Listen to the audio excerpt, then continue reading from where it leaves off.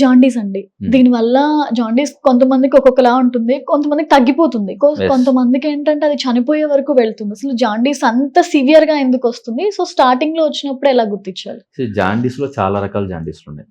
ఒకటి లివర్ ముందు భాగంలో ఏదైనా ప్రాబ్లం రావడం. అంటే ఫర్ ఎగ్జాంపుల్ ముందు ఇందా మనం చెప్పుకున్నట్టు బ్లడ్ లో ఏమైనా ప్రాబ్లం ఉందనుకోండి, అవి డెస్ట్రాయ్ అయినప్పుడు అవంతా వచ్చి లివర్ మీద ఎఫెక్ట్ పడుతుంది అన్నట్లు. సో దాన్ని ప్రీ హిపాటిక్ జాండీస్ అంటాం అన్నట్లు. రెండోది లివర్ లో ప్రాబ్లం వల్ల వచ్చే జాండీస్. ఇప్పుడు ఆల్కహాల్ తీసుకున్నా కానీ, లేకపోతే వైరల్ ఇన్ఫెక్షన్స్ వచ్చినా కానీ అది వచ్చే జాండీస్. మూడోది ఏంటంటే లివర్ తర్వాత మనం ఇందాక చెప్పాం గాల్ బ్లాడర్ కానీ, గాల్ బ్లాడర్ పైప్ లో బ్లాక్ ఉన్నా కానీ వచ్చే జాండీస్. దాన్ని అబ్స్ట్రక్టివ్ జాండీస్ అంటాం. సో 3 రకాల జాండీస్ ఉంటాయి. 3 రకాల ట్రీట్మెంట్లు వేరే ఉంటాయి. సో జనరల్ గా పీపుల్ ఏంటంటే జాండీస్ అనగానే పసర ముందు తీసుకోవడం, లేదా చెట్ల ముందు తీసుకోవడం అనేది చాలా రెగ్యులర్ గా ఉంటుంది. బట్ మనకి కాజ్ ఏంటి అనేది మనకు తెలియాలి. ఓకే, సో ఇప్పుడు ఏదో కాజ్ అబ్స్ట్రక్షన్ బ్లాక్ ఉంది, కాజు బ్లాక్ తీయకుండా మనకి జాండీస్ ఎలా తగ్గుతుంది? సో పసర ముందు తీసుకోవడం వల్ల బ్లాక్ తగ్గదు. కొంతమంది చాలా వరకు అవి తీసుకోవడం వల్ల లివర్ ఇంకా దాని వల్ల ఎఫెక్ట్ అయ్యి ఇంకా జాండీస్ ఎక్కువ అయ్యే వాళ్ళు ఉన్నారు. ఓకే, సో ఇప్పుడు స్టోన్స్, ఇప్పుడు మనకి లివర్ అబ్స్ట్రక్టివ్ జాండీస్ అన్నాం, లివర్ తర్వాత బ్లాక్ అయ్యేవి. అది స్టోన్ వల్ల అవ్వచ్చు, లేదా ఇన్ఫెక్షన్ వల్ల అవ్వచ్చు, లేదా క్యాన్సర్ వల్ల అవ్వచ్చు. ఓకే, మన ఏజ్ ని బట్టి కూడా వచ్చే సిమ్టమ్స్ బట్టి కూడా మారిపోతాయి. ఫర్ ఎగ్జాంపుల్ స్టోన్ ఉందనుకోండి, పెయిన్ స్టార్ట్ అవుతుంది. ఓకే, సడన్ సివియర్ పెయిన్ రావడం, ఒక 20 minutes 15 minutes ఉంటుంది, తగ్గుతుంది, మళ్ళీ 15-20 minutes ఉంటుంది, మళ్ళీ కొద్దిసేపు తగ్గుతుంది, అలా ఉంటుంది. జాండీస్ కూడా ఒక 4 రోజులు వస్తుంది, తగ్గిపోద్ది, స్టోన్ పాస్ అయిపోతే మళ్ళీ జాండీస్ వస్తుంది. అలా ఉంది అంటే స్టోన్స్ వల్ల వచ్చింది అన్నట్లు.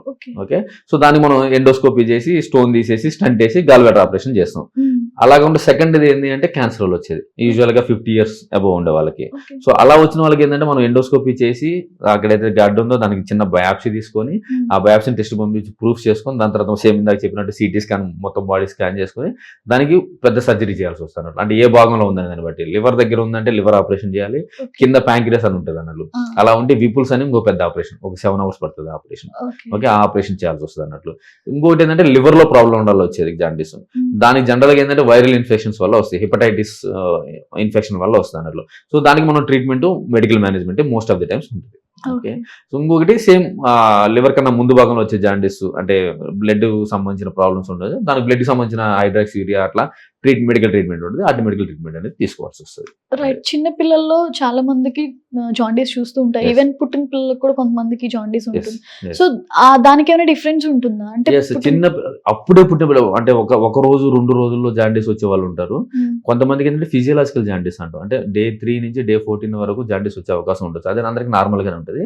దానికి ఒక లిమిట్ ఉంటుంది అన్నట్లు. అంటే ఇప్పుడు 14, 13 ఉంటుంది అన్నట్లు. ఆ 13 కన్నా ఎక్కువ ఉందంటే మనం ట్రీట్ చేయాలి.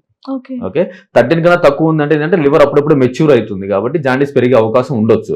బట్ 14 days తర్వాత కూడా జాండీస్ కంటిన్యూస్ గా ఉంది, తగ్గలేదు అంటే మాత్రం మనం ఫోటోథెరపీ అని ఒక లైట్ కింద, బ్లూ లైట్ కింద పెట్టేసి మనం ఇవ్వాల్సి వస్తుంది అన్నట్లు జాండీస్ ట్రీట్మెంట్. సెకండ్ ఇంకోటి ఏంటంటే మేజర్, కొన్నిసార్లు వాళ్ళ పైప్ అని చెప్పాను కదంటే లివర్ నుంచి వచ్చే పైపు, కొంతమంది పుట్టినప్పుడే పైప్ బ్లాక్ లో ఉండే అవకాశం ఉండొచ్చు. అప్పుడు బిలిరూబిన్ 20-30 కూడా పెరిగే అవకాశం ఉంటుంది అన్నట్లు. ఓకే, సో వాళ్ళకి మాత్రం ఇమీడియట్ సర్జరీ చేయాల్సిన అవసరం పడుతుంది, బ్లాక్ ఉంది కాబట్టి మనం బ్లాకింగ్ తీసేయాలి. సో ఎందుకు ఇందులో అంటే జాండీస్ వచ్చిన వాళ్ళలో మోర్ దెన్ అంటే చాలా మంది భయపడిపోతూ ఉంటారు. అంటే కొంతమంది సివియర్ అయ్యే వరకు మీరు ఇందాక అన్నట్టు ఏదో పసరు వైద్యం చేయించుకోవడము ఇట్లాంటి వాటిని ఎక్కువ నమ్ముతారు. ఈవెన్ ఓన్లీ జాండీస్ విషయంలో ఎక్కువ మంది ఉంటారు. సో ఎందుకంటే వాళ్ళ ఆ ట్రీట్మెంట్ తీసుకొని నెగ్లెక్ట్ చేయడం వల్ల చనిపోవడం అనేది ఎక్కువ జరుగుతుంది. ఇప్పుడు దాన్ని క్లామ్ మెడికేషన్ అంటాం మేము మా భాషలో. ఇప్పుడు ఏంటంటే వాళ్ళు తీసుకోవడం వల్ల ఏంటంటే ఆ పసరు మొత్తం పోయి లివర్ మీదే ఎఫెక్ట్ చేస్తుంది.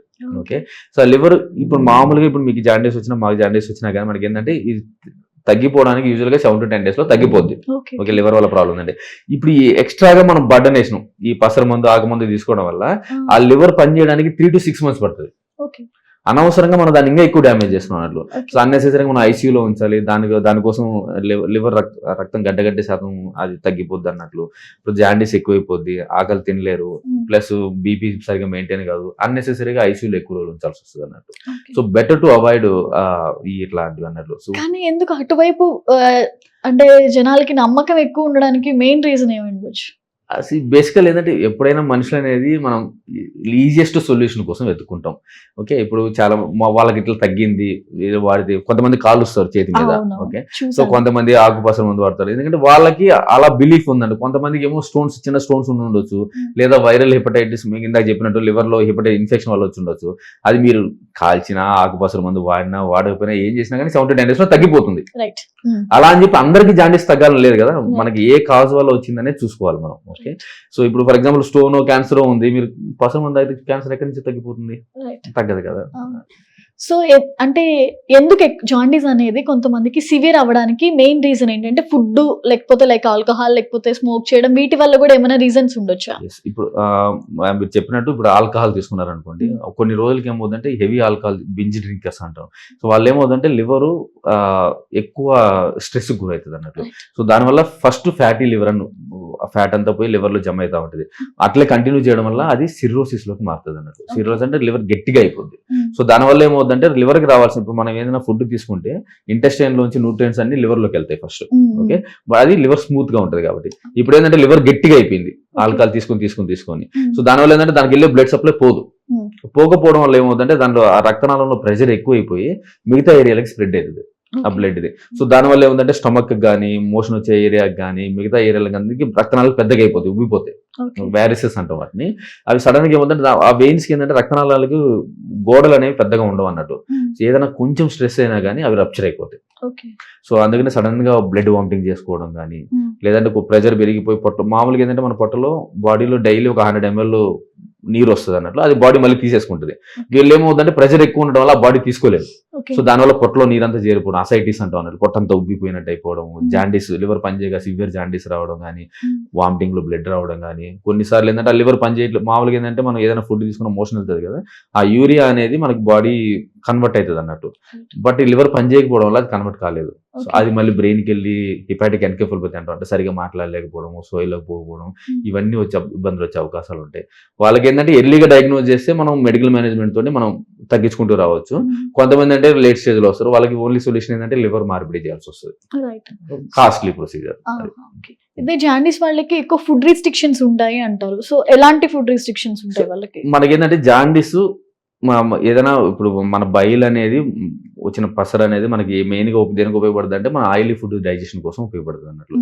సో మనం ఇప్పుడు జాండీస్ ఉంది కాబట్టి మనకు కిందకి రావట్లేదు అది, ఆ బైల్ అనేది, పసర్ అనేది.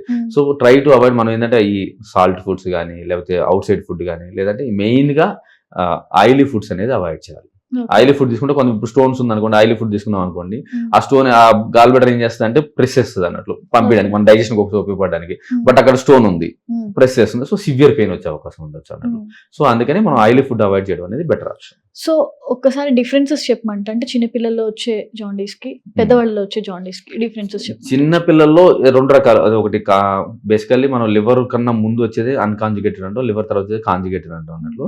అన్కాంజుగేటెడ్ ప్రాబ్లం ఏంటంటే బ్రెయిన్ లో ఎఫెక్ట్ అయ్యే అవకాశాలు ఎక్కువ అన్నట్లు. చిన్న పిల్లల్లో వచ్చింది అనుకోండి, అది ఎన్కెఫాలోపతిలో పోయే అవకాశాలు ఉంటాయి అన్నట్లు. సెకండ్, సివియర్ జాండీస్ ఉందంటే మనం ఎందుకు ఉంది, అదే ఫుడ్ పైప్ ఏమైనా బ్లాక్, ఈ జాండీస్ పైప్ ఏమైనా బ్లాక్ అయిందా లేదా అనేది చూసుకోవాలి. ఇంకోటి ఏంటంటే Day 3 నుంచి Day 14 మధ్యలో ఉందంటే అది ఫిజియలాజికల్ జాండీస్ కూడా ఉండొచ్చు, అది చిన్నపిల్లలది. పెద్దవాళ్ళు అంటే around 30 years to 50 years age group లో మోస్ట్ గా మనగా హెపటైటిస్ అనే లివర్ లో వచ్చే ఇన్ఫెక్షన్ వల్ల రావచ్చు, లేదా గాల్ బ్లాడర్ స్టోన్స్ వల్ల వచ్చే అవకాశాలు ఎక్కువ. ఏజ్ more than 50 years ఉన్న వాళ్ళకి ఏంటంటే జనరల్ గా క్యాన్సర్ అనేది రూల్ అవుట్ చేసుకోవడం అనేది మంచి option. Right, thank you so much అండి.